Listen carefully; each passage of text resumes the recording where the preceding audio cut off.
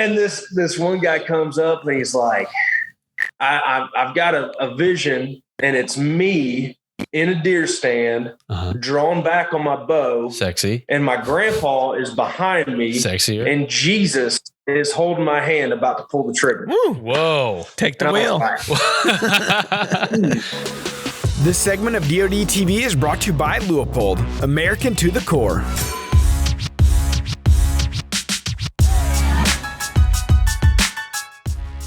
What's up, everybody? Welcome back to the Drury Outdoors 100% Wild podcast. This is episode number 233. It's powered by DeerCast. It is. You're Tim Chelsvik. You're Matt Drury. And we are 100% wild. Yeah. It's like a Count Chocula laugh almost there. This show's titled Paint Us... Who is that? Paint us a picture, Ryan Kirby. Okay, so we got Ryan Kirby. Okay. We got Ryan Kirby with us. What's up, Ryan? What's up, fellas? It's good to be here. Good to see you again. It's been a month and a half or so. Yeah. We got to hang out with Ryan at the Winchester Summit here in Alton not long ago. Yep. The Winchester stuff was the last time. That was a good time. It's hot, we taught him how to shoot a gun. Mm-hmm. Taught him how to paint. Yeah. I need all the help I can get on both fronts. Yeah, I can tell you that much. So if you're living under a rock, on both now. If you're living under a rock, Ryan is, in my opinion, the modern. He's the premier modern wildlife artist in the industry right now. And I'm not blowing smoke up your butt either. I mean, the quality of what you're putting out is second to none, and realism, and I don't know, the look that you have, because you got a general look to your stuff, and it's just really, really good quality paintings and drawings. Even you're a great follow on Instagram too, just to kind of check out what you're up to. So before we dive into kind of our housekeeping and all that stuff, I saw on your Instagram just a couple of days ago, did you get some stuff in, was it Farm and Home or? Yes, Tractor Supply. Tractor Supply. Yeah, we're pretty pumped about that, man. We've actually I've been working with Elk, the company that represents me in Tractor Supply, for a while now. And the thing that's crazy about the retail stuff is it works so far in advance. So like that stuff that's coming out now in the fall, we did that over a year ago. And it takes a while for production, approval, selection, all that kind of stuff. So it's pretty cool. It's actually kind of a pleasant surprise when you get texts from buddies that you got stuff in store, because it's like, man, I did that so long ago, I forgot about it. But we got some home decor type stuff in there. Deer, labs. I've been working on them to run some turkeys, but they're all about the chickens, so I got to keep working on them there. We have a fall and a spring line. I would say what Roy said to Pam in the office when he went to her art show. Ryan, your art is the best art of all the art. Ooh, that's high praise from Tim, who's his own artist. Yeah. So Ryan, I need you to, you and I were going to have a draw off when we were at the Winchester Summit, and one of us chickened out, and it wasn't me, but I'm not going to say who it was. Yep. So as kind of a follow-up, please rate this whitetail sketch, and just understand it took me like less than a minute to do this. Rate this whitetail sketch from 8 to 10. I'd like to rate it. What would you say that is? I can't see it. Don't worry, I'll rate it. Let me rate this thing. All right. So first of all, on a scale 8 to 10. I'm going to start with a 1, and here's why. Well, that's not part. You're not playing by the rules. Now I'm going to feel bad. I need constructive compliments. I'm going to give you constructive criticism. No. His legs look like wooden pegs. It looks more like a decoy. It's impressionistic. I can't see it. You're not missing anything. It's impressionistic. I mean, it's above, it's highbrow. It's Picasso quality. Thank you. That's for sure. Yeah. If that gives you any idea, Ryan. You need to send it to New York, and you could probably sell it for 3 times what I've ever sold anything. Do you have people that ever send you unsolicited stuff and say, hey, give me some pointers, rate my work? Just you. Oh, So yeah. what's the address? Yeah, no. I get DMs of that stuff on a daily basis. The only thing that outnumbers that is, will you draw my buck for me? And will you paint my dog? I get that a lot. How do you get the dog to stand still long enough to, seems like it'd be messy. I just paint from a potho. Oh, I had, when I was in high school one time, I thought you were painting a the dog. woman asked me to paint a poodle. A woman asked me to paint her poodle that had cancer. And I was in the mode where I was painting like labs and GSPs and stuff like that. And this woman came up and asked me to paint her poodle. And I'm not kidding you, man. That poodle looked rough. Ooh. It looked like it had been in a microwave. Oh, did you tell her that? She wanted me to paint it, and I turned it down. I just couldn't do it. It wasn't my style. I think I'm going to throw up. He's a wildlife artist / he specializes in emaciated pets. I specialize in oncology pets. Oh man. Yeah. But you get asked stuff all the time. When I was going to the Turkey Federation show in Nashville is when I would get the best requests, because it's good when a guy comes up and says, I got an idea for you to paint. And Here we like, go. Oh God. Get the notepad out. Here we go. And this one guy comes up and he's like, I've got a vision, and it's me in a deer stand, drawn back on my bow. Sexy. And my grandpa is behind me. Sexier. And Jesus is holding my hand about to pull the trigger. Woo. Whoa. Take the wheel.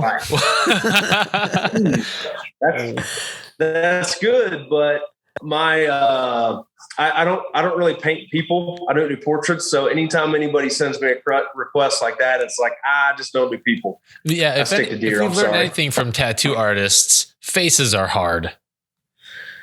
Yes. You say you get that at the trade shows. I always would get, I got an idea for a TV show. It's different. It's never been done before. It's different. It's never been done before. It's about me and my wife following along, but it's a real hunting, public land. Nice. Like I'm always like, well, for the most part, you can't hunt on public land for profit, despite what some do. Right. And I don't know how, I mean, they get permission, obviously, I assume, but by and large, you can't hunt on public or federal ground for profit without special permits. And so that's usually the first thing. And then but it's me and my wife, it's like, well, there's Lee and Tiffany, there's Pat and Nicole, there's Rick and Julie, there's Ralph and Vicky, there's, we could go on and on and on. So there's always an idea. It's never been done, but typically it's been done a lot. What I get the most of is, do you have permission to be here, young man? You get that a lot? Do you have permission to be here? So when you're hunting? Usually, well, just anytime. Parties. When you walk, well, I can see that. Stuff like that. I remember when I had my first beer. we should shout out our newest 100% Wild Rack Packers. Ryan, are you in the Rack Pack on Facebook, the private page that we have for our followers? I am not, but apparently I've been missing out my whole life. Well, it just started not long ago. 3 months. But you are missing out. You just search in Facebook for the 100% Wild Podcast Rack Pack. It's kind of long. Tim created it. This is Tim's fault. Guilty. And then there's some questions that you have to answer about, like Tim and I. And the bulk of one of the questions is, who's the most handsome between Matt and myself? And hands down, most dudes find Matt more attractive. See, that's weird because really, well, that's not weird, but it's weird. It's weird that you like it. No, it's not. It's not weird. The weird part is you can't get me, Tim. The weird part is people DM me and they're always like, "You're not going to like the answer I just gave." like, I don't even know what the question is. I don't even just work here, guys. Look, I peruse the page from time to time. It comes up in my feed, but I try not to answer anything in there because I can't seem to figure out how to follow it on my public page and just my private page. Yeah, and it's so probably against the rules. Listen, as much as I love strangers, I don't want a bunch of strange friend requests on my private page because it's literally just friends and family. Well, the weird part of all that is I don't even post on that page. I only post on the public page. So Sure. I don't know. It's like you're not missing anything. People quit friend requesting me. I'm not posting anything on there. But he loves strangers. All that to say, I don't comment on the page, but I do read it all. But you will shout out our newest members. Oh, will I? Oh. You love them. Yeah, that's right. So we have Brandon Lee. I wonder if that, like Bruce's son? I mean, Can't be. I'm sure there's no others. Okay. Wes Rutgers, Craig Hunt, Zach Cumbier. He's French. now he is. He wasn't before. Josh Thomas and Aaron Warren. I think the worst part of this is you making me read the names every week to butcher these people's names. Like some of them get upset. Yeah, they do. But they can get their money back if they need it. Yeah, so they can free. always make that. Yeah. And then Jake Bylery said in DeerCast, he says, well, another good show, Matt and Tim. Like you guys' show. Sometimes it has good info. Other times, well, just good humor. And I'm being honest. So don't make too much fun of me. Laugh face. Sure, Jake. Just a tease for later on in the episode, but Jake will make another appearance later on in the show. Jake's a super user. Yeah, he is. All right. We like those. They participate. So Ryan, you just shot me a text of a project that you're working on. You're getting carpal tunnel syndrome, signing these bad boys. What do you got going?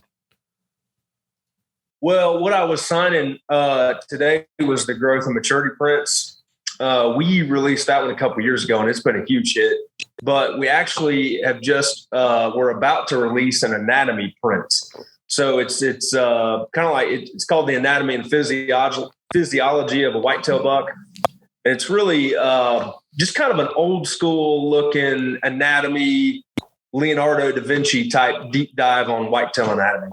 So it's pretty cool, man. But it takes a long time to do. So we're glad to have it ready. I talked over the top of you. You know what it was? I got too comfortable and I started to get fancy. That's fancy. Leonardo da Vinci. Yeah. I mean, that's high art there. Boy. I know. For that project, I just dropped one of the Ninja Turtles on you. Also an artist. For that project, did you get to do any like hands-on dissection of a whitetail? Like, did you get to see any anatomy? That's what she said. I had a moral dilemma. I was actually about to finalize the project and deer season wasn't open again. And I chose not to go out and shoot a deer, but I thought about it. And I also thought about picking up some roadkill, but those are two boundaries I just didn't want to cross in life. I feel like those are bad moral decisions that you start going down a deep, dark path. Yeah. If you start picking up roadkill and cutting it up. That's what Jeffrey Dahmer did. So yeah. As a kid. I know. Just telling you, just saying. I would say make sure you keep a meat thermometer with you in your truck. Just in case you decide to ride the line. Yeah. I just can't get away from it today. But we did. I mean, I gutted and skinned plenty of deer. And in season, you should add. I work with some of the what's that? I said in season, you should add. Yeah, in season with a tag on them that I did not transport across state lines. There you go. But I work with Kip Adams and Matt Ross from NDA. So those guys are like a wealth of whitetail knowledge. And then just relying on a lot of, anatomy stuff. The deer, elk, any of those, I'm about to drop another term on you, but ungulates, any of those are all about the similar anatomy. I feel like has ungulate been a wildlife word? Read a bunch of books. Huh? Oh no, just having a private conversation here. Go ahead, continue. Sorry. We're pros. I know it's shocking. You guys are not sure that I can read, but I actually can. And so I read a bunch of books and studied. Actually, I studied a lot leading up to this thing. More than I ever did in college. Picture books or mostly words? I can't read. Well, you never heard of Dr. Seuss? Yeah. Oh, the places you'll go. So if people are if people are familiar with DeerCast Track, the deer model in DeerCast Track is Ryan Kirby's. Yeah. Looks great. Yeah. That one is like vector art, which is like a digital form. And so this one is a little bit more old school, like hand-drawn stuff. Sure. Like Da Vinci did. And man, it's actually fascinating because back in the day, you know, we approached these things with all the knowledge of anatomy and biology and things like that we had. But he was there. A lot of the books I read, they would string up a dead horse in a barn, and like, no joke, like they would hang it up and they would dissect it, and an artist would render it with the hide, and then they'd pull the hide off, and then they'd render it with the muscles, then cut the flesh off, and then they would do the skeleton and internal organs. But you know, before modern photography was invented, that's how we learned anatomy, is they would literally take it apart and an artist would sketch it, and then they would reproduce that through prints. And so it's really fascinating to go back in some of these old school books. And when you think about it, they had no idea how these organs or anything worked or moved, but they were literally taking the animal apart and trying to figure it out as they went. But before they had photography, before they had illustration, they had these artists that were actually hand drawing and painting. They had their own. And it was also before refrigeration. So if you can think about a dead horse strung up in a barn with no way to cool the meat, it was not a pleasant job. I don't see the problem. Yeah. I got a neighbor that does that, but he's not drawing anything. Is his name really? Jeffrey Dahmer? I think so. Huh. Yeah. Weird. I think you have to have a sign in your yard put there by the state to do that kind of stuff. What was the impetus for the anatomy project? Like, what were you trying to accomplish there? Well, we really we're trying to create some pieces that contribute to the atmosphere and the vibe of hunt camp. And we had such a good result from the growth and maturity. I was looking for a follow-up whitetail piece that just, you know, that kind of connects into that deep dive vibe. And it really relates more to bow hunters than anybody. Not to rip on gun hunters at all. That's how I grew up. But it's more the bow hunters I've found that are super deep into this kind of stuff, like aging whitetail deer, you know, anatomy and shot placement and stand location and this and that and the other. And so we really wanted to create a work of art that's also somewhat educational. You know, there's facts in this print about like the top speed of a whitetail deer, how the muscles are designed for speed and jumping. You know, a lot of people don't realize it until you really get into it, but a whitetail deer, his shoulders are not in a socket like our arms are. His shoulders are designed to go straight, and his back legs are the ones that pivot and jump. So that's why you can literally just, when you're quartering a deer, cutting up, you can just slice that shoulder right off. But the back socket is supposed to it goes in a joint, because they're not really designed to move vertically on the front end. It's just straight speed. Sure. And it's the back legs that have to pivot and stuff like that. So there's a lot of things that you wouldn't really think about. Like, for example, one thing that I kind of knew but never really thought about was the diaphragm of a deer. And I've even heard Terry talk about it too, and Mark. But you know, when a deer quarters, you have the ability to hit more than one angle versus a broadside shot. And they talk about it in DeerCast too. But the diaphragm is important. And we've all cut through that diaphragm when we've gotten a deer, but you don't think a whole lot about it. If that diaphragm is punctured, the deer loses his ability to regulate pressure in his chest cavity.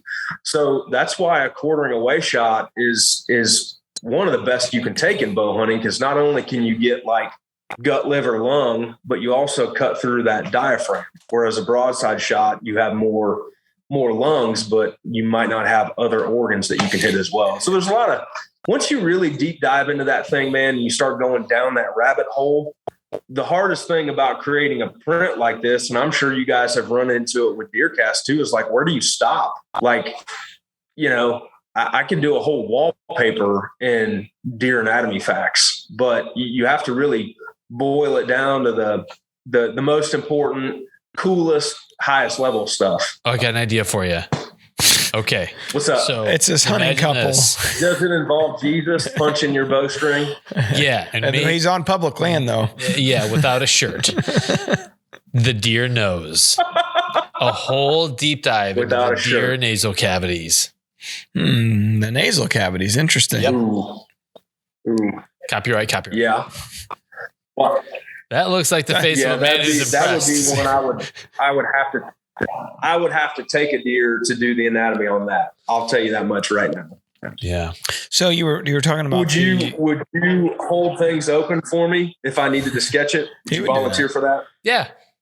Yeah. Let's do it. You would? Yeah. Okay. I'll help out. It just furthers my Okay. art. Mm. So your art plus my art that's 2 art. It's good. 2 arts don't make a right. I don't know. You know what we need to do, Tim, is I've seen this before where you'll take like a reference photo of whatever, and one artist will draw one half and the other will draw the other in like their own unique style. man. And you and I should do that. Yeah. A poodle and a buck. That'd be cool, man. Yes. Okay. Yeah, And then it's people like have to when guess who did when which. you ordered that. Yeah. When you have to, I think there's like an infomercial where they said, "Are you an artist?" And you could go in and you could get the book, I could draw the turtle and they holding would the like give umbrella. you half of a pirate face, and you would have to draw Yes. the other half. Yes. You're being very disparaging. That commercial comes right before the one where they ask you if you've ever had an idea for an invention. Or for a TV show. Right. All comes back to that. I'm And full of it's the ideas. guy carving the stone wheel. Yes. Cartoon, Yes. You talked about the angles there, and Terry. Yeah. We literally just did a podcast with Terry talking about that exact thing. Quartering Last week. away, Yeah. broadside, how he prefers the quartering away shot. Yep. It literally just hit this in the last podcast. So And the word this week is about whitetail anatomy. ungulate. Ungulate. They have multiple chambered stomachs and cloven hooves. You know, Ryan isn't only a great artist, he's a great hunter. And we should say that he's got a resume. Well, he's a decent hunter who got lucky. It's the type of hunter that I would love to be. Yeah. Tell us about your Killed big a buck last year. 202-inch deer that then went 207 later that night. Let's hear about it. Yeah. Well, to start with, those are all massive over exaggerations. And Which part? when I grew up in Illinois. My parents have 150 acres there that we farm corn, soybeans, and wheat. My whole childhood was like Dairy Queen and Casey's Pizza, that whole deal. Sounds pretty good. My dad was a farmer. Mom was a postmaster. What's that? I said, sounds pretty good to me. Oh yeah, man. It was great.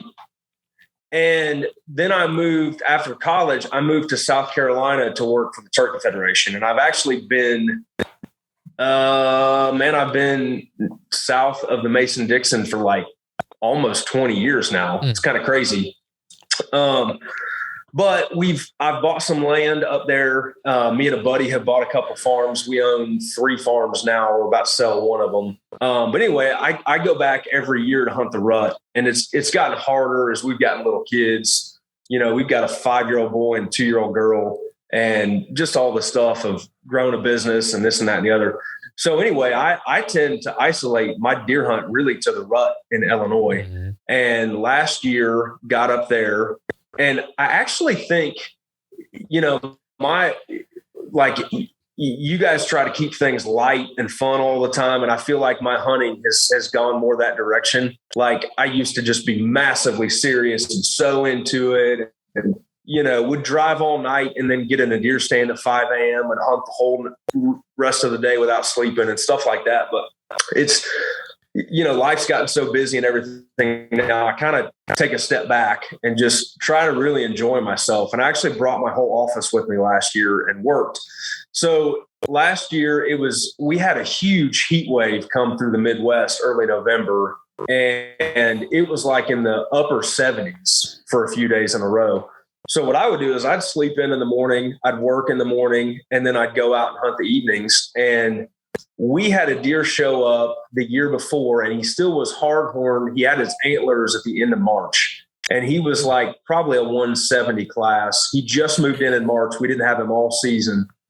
And really that second year, we had no idea he was there. We had gotten pictures of a big deer the year before, but had no pictures of him that year. And I'd hunted one of my other farms for 2 days. And then the third day, like I said, slept in the morning, worked all afternoon, got in the stand at like 2, and it was so hot. It was 70 something degrees. I had the FS guy come in and spread nitrogen all over the field in front of me. And I was like waving to him from the deer stand. It was one of those deals where like I was on the edge of the field and he was almost eye level, driving past. And I didn't really have high expectations for the night, but about an hour before dark, I heard a deep, long grunt, like a brrr, deep in the woods. And I grunted back and forth at it a little bit, but didn't think a whole lot of it. And it was still early, but about a half an hour before dark, I had a year and a halfer come through, a doe behind me drinking in the creek, a couple does on the edge of the field. And I heard that buck do that long, low grunt 3 or 4 times throughout the night. And so about half an hour before dark, I rattled a little bit and grunted a few times. And I was up high on the edge of the field. And it's the way it works is you pop up in the edge of the field, and on a northwest wind, it's coming right across, blowing back behind you into the timber, which you would think is bad, but there's a ridge that comes up to you, and it's 25 feet up in a cedar tree. So you're actually blowing over the deer, and it works out perfect because the deer feel like they're entering the field with the wind in their face, but you're so high above them that it blows right over them. And I've never been busted out of the stand. And right before dark, like you could just tell this deer was not going to be in this bean field before dark. So right before dark, I hear footsteps coming up over the ridge, and I put binoculars on him. I can tell it's a big deer, but we got that bush honeysuckle, which you guys have. It's thick, leafy, green. He's coming through that. And all I could really tell was he had a big beam, heavy beam. He had a lot of mass, and he was big. And I made the decision to shoot him, got my bow, and he stepped out of the honeysuckle, and I was already drawing on him, and I shot him at probably, 8 or 10 yards. And arrow hit. He ran off, looked like a good hit, felt like a good hit. He ran off, and I heard him crash like 60 yards away. But I went ahead and got down out of the stand, went back and got my dad, and we both came back and got him. And walking up on him, I thought, and to be perfectly transparent, like I am not Mark Drury. My standards are literally 4.5 or older, probably 150 and up, 160 and up from there. And, to shoot a 200, we didn't know he was there. We didn't have any pictures of him, had no idea what the deer had grown into. And he put on about 30 inches in a year. So huge deer. He's got huge beams. His biggest base measurement was his last one, his 4th one. So he carries his mass way out. Just a great deer. Some neighbors came over that helped us get him out, and we scored him at like 202, and then had a few beers, and I think I made a math error and got to 207. And then, like I was telling you guys, I put some tape on him the next day, and the tape ran out. So I've got his mount coming. My studio is here in Boone, North Carolina, and that's where I'm at right now. And I've got a really cool pedestal mount. He's going to go on top of a whiskey barrel here in my studio. So I'm looking forward to getting him back. But it was just a cool hunt, cool story. And it's really awesome to shoot him on my parents' place.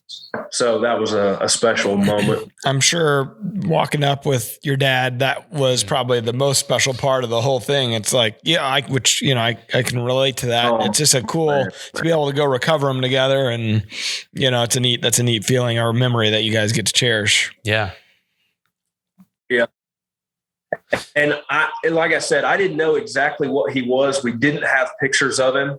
So it was kind of a surprise. And I'm the ultimate, I don't know if he was big enough. After the shot, I'm always second guessing. Should I let him walk? Is he big enough? Yada, yada, yada. But when I went home, my dad was like, well, what'd you shoot? And I was like, I don't know, but he's big. He's like, well, you think he's this? Think he's that? How big? I was like, Dad, I don't freaking know, but he's big. I knew he was big. And there was like, from the moment I let the arrow go, there was no doubt, like, this is the biggest deer I've ever shot. But still, to walk up on him and see the mass is the coolest thing about him. And to walk up and just hold that rack, I'll never forget. The other thing is, it was hot. I mean, like I said, it was 77 degrees that day. And I'll never forget walking in there sweating. And it goes to show that, like, you just never know when it's going to happen, you know? And it was a night that I felt like nothing was going to happen. And even before I shot him, I'd already kind of chalked it up, and I was like, I'm going to wonder where I'm going to sit tomorrow, wonder when it's going to get cold. You know, your mind starts wandering. You've kind of chalked up the night. And then it happened. It happened quick. You know, it's interesting you say that, because I got an email maybe last week, and the guy was like, hey, I took my vacation already, and now it's getting here, and DeerCast is saying that it's going to be poor and okay. Should I hunt or not hunt? And so I replied to the guy, I said, to be honest with you, I mean, if that's your vacation, I think you got to go, but you just play the wind, you know, make sure you're smart about where you're hunting, but I think you got to go. Yep. And so then he replied, so DeerCast doesn't work. So you're telling me DeerCast, you know, you're telling me not to listen to DeerCast. I said, no, I'm just saying that if you only have so many days to hunt, I think you got to hunt. Yeah. You know what I mean? Just be smart about where you're going, but you got to go. And that's temper your expectations. Yeah. The reality is exactly what you just laid out. I mean, you might think, you know, but you know, that time of year, especially that you're talking about, anything can happen. You know, it really, you know, moon might suck or the temperatures might be too hot, but the reality is that time of year, anything can happen. And that's why some people who don't get a ton of time to hunt love the rut.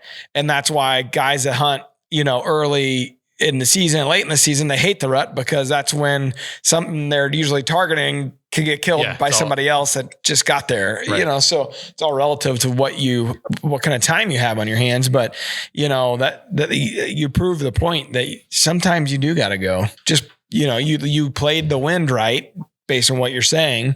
And it was kind of a situation where you couldn't hardly do any harm to your spot. So what the hell, give it a shot. Yeah. And you're also talking about something that I think hunters struggle. Oh, go ahead, Ryan. Well, I was just going to say the two biggest deer I've ever shot were on nights like that. One was warm and had a 20-mile-an-hour south wind. The other was warm. Now, if I had to choose, I'd rather have DeerCast tell me it's great all the time. But I'm like, we were talking about Winchester earlier. Like, I've got clients, I've got kids, I've got all that kind of stuff. And I typically have a window, and I have to choose that window. You know, I am self-employed, so I can move it a little bit, but for the most part, I've got a window of time where I can go all in, and I'm going to hunt there, you know, during that window, no matter what. Yeah.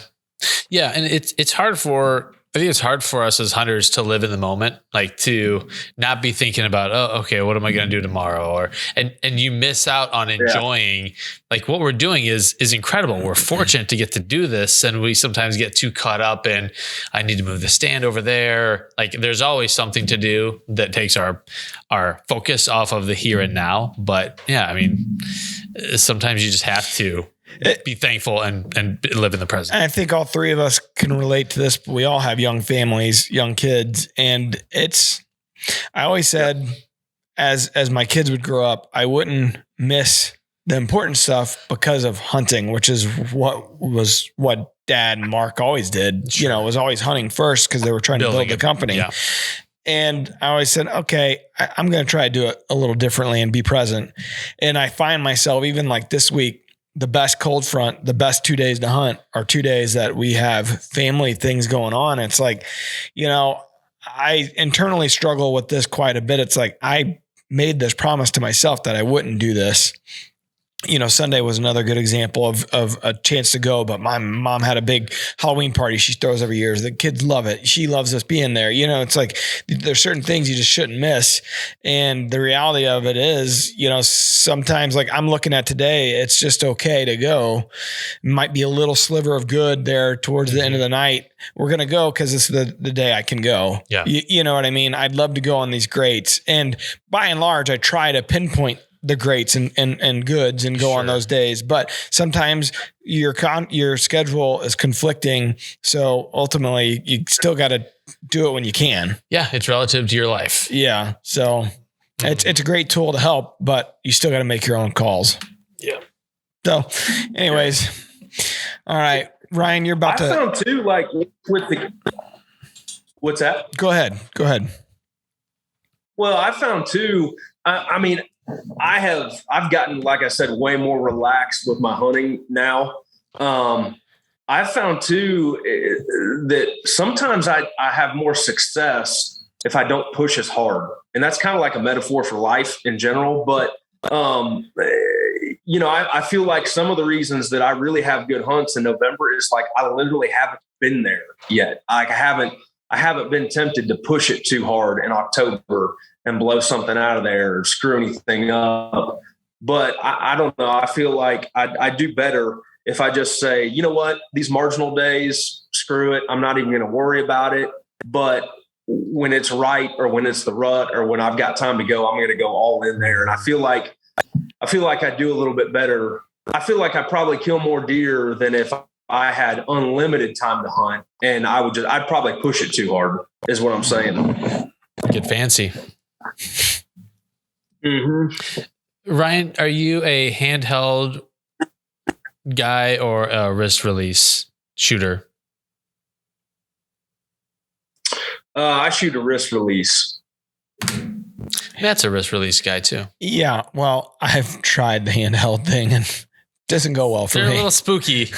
You wouldn't want to be standing anywhere near me. I'll tell you that. Or you punch yourself in the face. I don't know. I'm not that good of an archer to be able to use that thing. And that's just the reality of it. And for me, even the handheld, like you have this new one from TrueFire in front of us, but I like the caliper release, and that's just the one I'm used to. I think the one I use is called the Smoke maybe, but I just like that style. It's what I grew up with. And, I know a ton of guys that love the handheld and obviously a lot of the great archers use handheld, but it scares the crap out of me. Yeah. I mean, if it's not broke, don't fix it. Right? Well, it's not fixed necessarily, but what brand is that, Matt?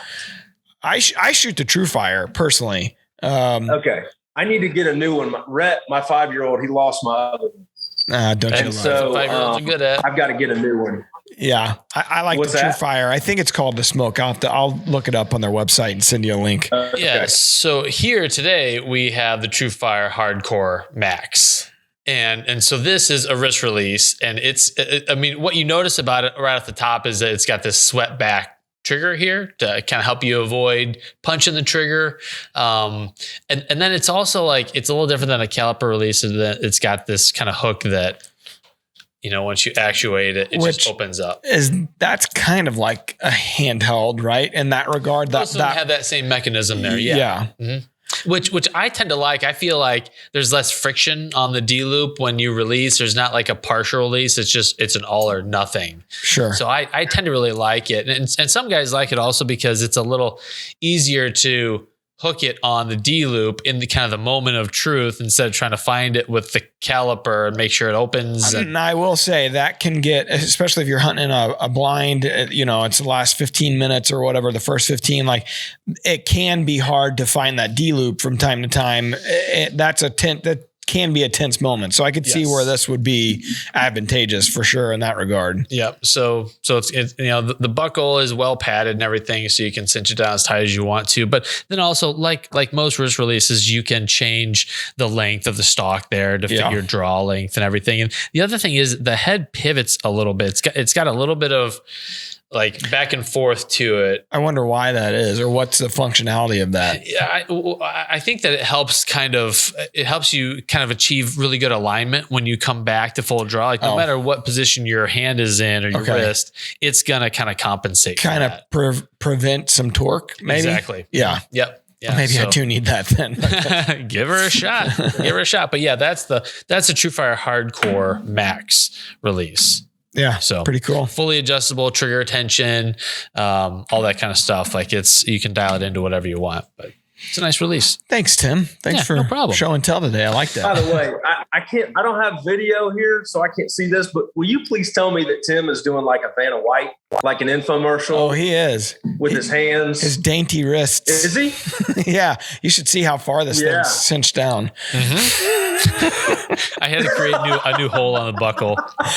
That's what she known said. For my small wrists. You have to take an ice pick and poke another hole for him. Yeah.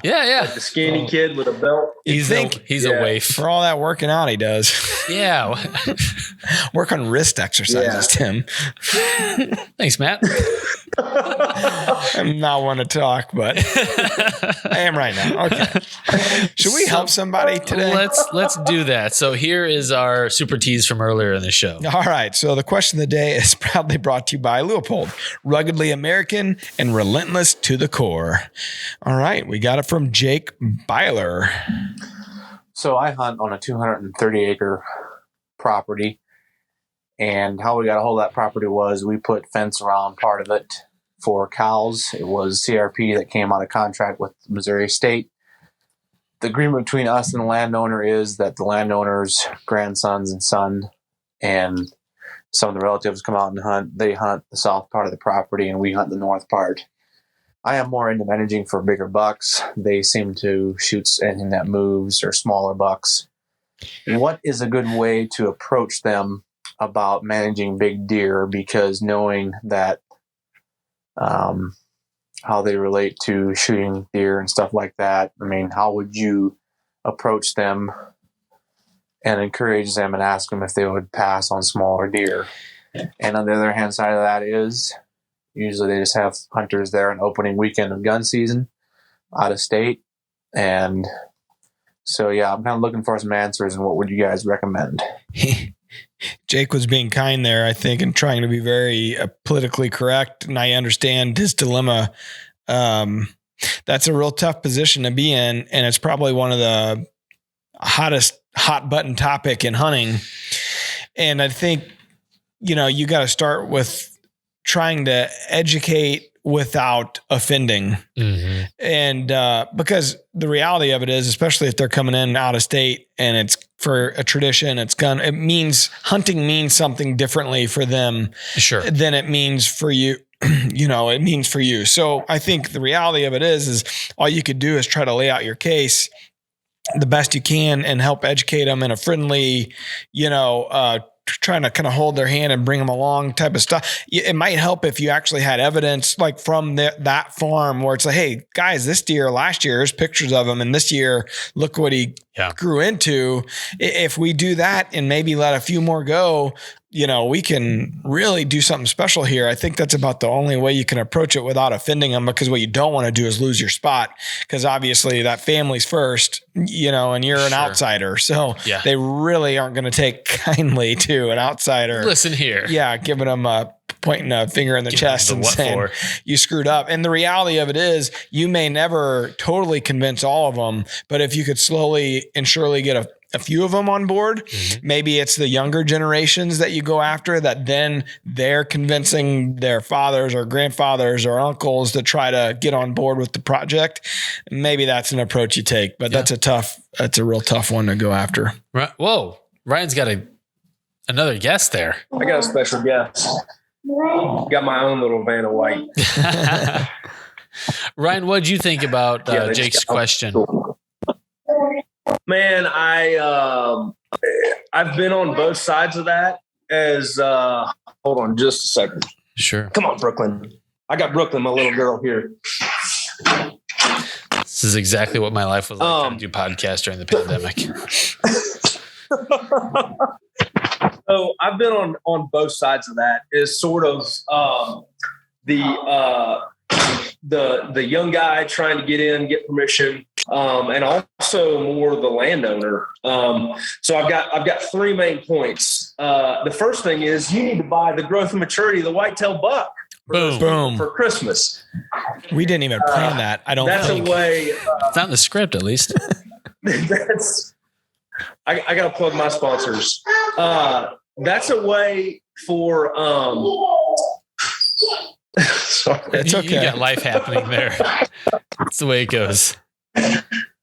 No, it is. You have to delicately educate. I think the best way always to do that is to do that through delivering and through example. So the best way is for you to show up with maybe a 3.5 or 4.5-year-old deer. It sounds like that place gets pounded, and that might be the best you can do. But, talk to them about, well, you killed a big deer. Well, yeah, I watched him last year and the year before, and then he grew into this. And they're going to have to experience a little bit of that for themselves. The second thing is the only way to solve this problem for good is to have your own piece of property. You got to lock it up. And that might be, I've bought 3 farms now, and you'd be surprised how affordable that can be if you do it right and you really work hard and you dig into it. And, as long as you're not paying the tax bill on the thing and paying the payment, your opinion doesn't really matter. Yeah. And that sucks, but that's kind of where you're at. So you have to go, like Matt said, really delicately about it.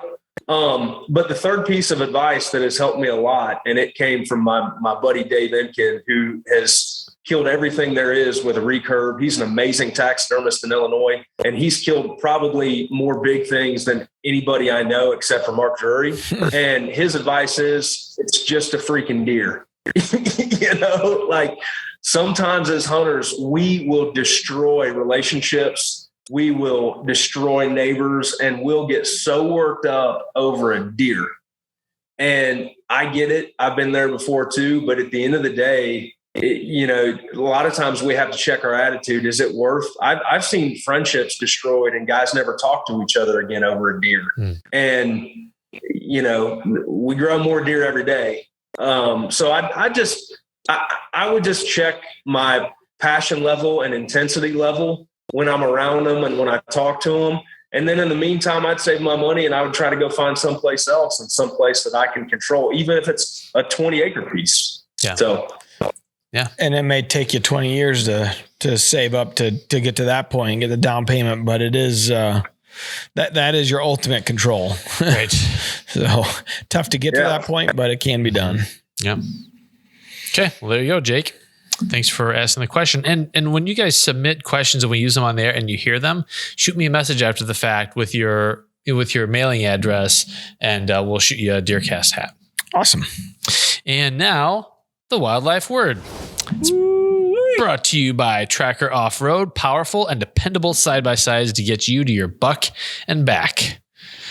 I made that up. All right, here we go with much some like anatomy. The wildlife word. Continue. Yeah, that's right. Yeah, the larynx. Yeah, that's not a real word. The larynx is responsible for whitetail vocalizations and is made of fake news. Where did that come from? Continue. A, high density hair, B, bone, C, fatty tissue, or D, cartilage, or E, fingers. All right, Mr. Mr. Leonardo DiCaprio. Yeah. What do you got? You're so hot, Mr. Leonardo. You're up. I'd say it's cartilage. There might be some bone in there. We didn't really get that deep into there, but I'd say cartilage. What is it? D. That's what I was going to go with. Cartilage. D. You're right. Cartilage. Yeah. Is that the correct answer? That's right. Don't act surprised. You might have actually just sold an extra poster. Whoa. This guy knows what he's talking about. He is a real Leonardo DiCaprio. That's awesome. So you got the joke. Yeah. So Ryan, if people want to purchase any of the awesome Ryan Kirby artwork, where do they go? RyanKirbyArt.com, or some of the stuff is also exclusive to Tractor Supply too, so the signs and everything. But we'll be telling people where to go to get that stuff. Just follow me on Instagram at Ryan Kirby Art is the best way to go. And then we'll also be posting some stuff on DeerCast. So be sure to check that out too. Perfect. Sounds like a threat. I'll believe it when I see it. Well, we appreciate you jumping on with us, man. We know you got a busy life, and we're just happy for all the success that you've gotten over the years. It's well deserved, and I meant what I said in the front end of the show. Very talented, and we're proud to call you friends. I appreciate it, man. Same here. Feelings are mutual. All right. Well, let's give each other a hug and end the show. Fist bump. Boom. Yeah. All right. Until next time. Thanks, Ryan. See ya. Peace out. Temperatures are going to be dropping. Perfect conditions for the skinny field. Got to focus on those afternoon hunts. Northwest Tree Stand, 5 p.m. It's the easiest decision you'll make this season. Get ahead of your game with DeerCast. Thanks, You guys buddy. still there? Yeah, we're here. Are you still there? Yep, yeah, man. sorry. I stupidly was asking you to judge this deer. Matt, can you start our video up now and see if that works? That you can't see. Yeah. I was like, well, it's just a black screen. Yeah. Matt, are we on What you video got? now? You can see us? No. You're not missing anything. I mean, he could text you a picture of it. It's not that's great. what I'll do. It looks like Pretty good. Looks like what you drew at the Winchester Summit. Well, what I'm not sure of is if the legs are backwards. I can never remember because the knee is weird on whitetails. God needs to fix Oh that. yeah. Hard. Yeah, the You knees want me are to show you hard. something funny? Yeah. Yeah, You want me to show you something funky that'll help you? please. You're a runner. Do you have a So get stencil? this. Yeah. So here is what I learned. This on a deer is the equivalent of our foot. So like this whole back thing here. Oh, heck. So this is our Achilles tendon. Okay, yeah. That's the foot, and this is our toes. So the knee makes sense. This would be where your calf is. Yeah. And this is like the hamstring. So Mind blown. look at this as basically an elongated foot, and it'll make sense. Jeez. Are we still rolling, Matt? If we are, this should be our post. This is the tag. Yeah, this is it. This is great. That's awesome. Unless we can't show anybody this yet. No, you can show it, man. All right. Okay. Well, then I should put it in the show. That's pretty cool, man. What's flying out of its butt? That poop? No, that's the diaphragm. That's the section on the diaphragm. Be cool. And then there you go. There's gut shot. There's muscles. Did you know that Matt Drury and a deer's neck can swell up to 50% due to testosterone? I knew my head certainly can. Actually, that's mean, Ryan. You shouldn't have said that. I'll be honest. Take that back. I don't think this I is said- very complete until you put poop on it. Yeah, we need a I can get Brooklyn back out here and I can rub a little bit on yours, Matt. Dude, That'd be perfect. We'll make it work. little kids and poop. Perfect. Jeez. We're adding new videos every week, so make sure to click that subscribe button and check out all of our amazing content. This episode of DoD TV was brought to you by Bass Pro Shops and Cabela's.